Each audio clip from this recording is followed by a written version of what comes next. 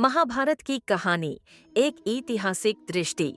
महाभारत एक ऐसा महाकाव्य है जो न केवल भारतीय संस्कृति और इतिहास का एक अभिन्न अंग है, बल्कि ये हमारे सामाजिक मूल्यों और धार्मिक विश्वासों का भी एक मुख्य स्रोत है।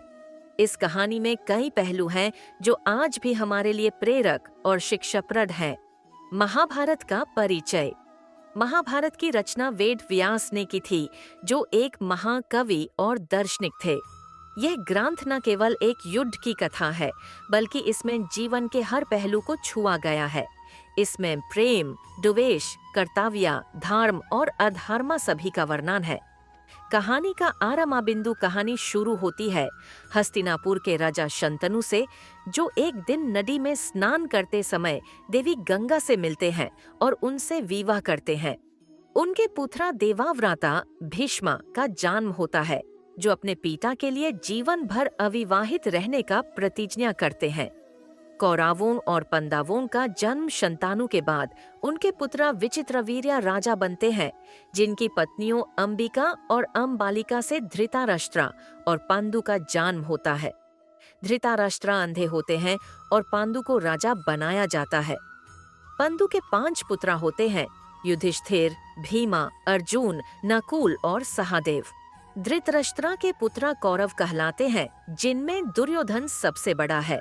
द्रौपदी का स्वयंवर। अर्जुन और उसके भाइयों का परिचय द्रौपदी से होता है, जो एक स्वयंवर में अपने पति का चयन करती है।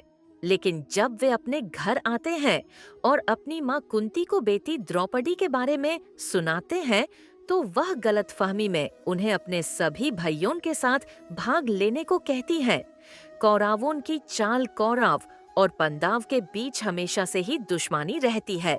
दुर्योधन अपने चाचा शकुनी की मदद से पांडवों को हराने के लिए चाल चलता है और उन्हें लक्षगृह में जलाने की कोशिश करता है। पांडव इसे समझ जाते हैं और वहां से भाग जाते हैं। पांडवों का वनवास शकुनी की चाल से युधिष्ठिर एक द्यूत जुआ खेल में अपना सब कुछ हार जाते हैं, जिसमें उन्हें और उनकी पत्नी द्रौपदी को 12 वर्ष के लिए वनवास और 1 वर्ष के लिए अज्ञातवासा में रहना पड़ता है। भगवान कृष्णा का प्रभाव। इस दौरान भगवान कृष्णा पांडवों के साथी बनते हैं और उनकी मदद करते हैं। वे अर्जुन को गीता का ज्ञान देते हैं, जो उन्हें अपने कर्तव्य और धर्म के बारे में समझाता है। कुरुक्षेत्र का युद्ध वनवास के बाद जब पांडव अपना राज्य मांगते हैं, तो दुर्योधन इनकार कर देता है। इसके बाद कुरुक्षेत्र में एक महायुद्ध होता है, जिसमें पांडव जीत जाते हैं। दुर्योधन और उसके सभी भाई मारे जाते हैं। युद्ध के बाद युधिष्ठिर को राजा बनाया जाता है।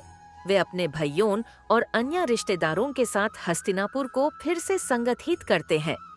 अंत में पांडव अपने जीवन के अंतिम पालों में हिमालय की ओर चलते हैं, जहां उनकी ईमानदारी और कर्तव्य का परिचय मिलता है। महाभारत से शिक्षा। महाभारत हमें कई महत्वपूर्ण शिक्षा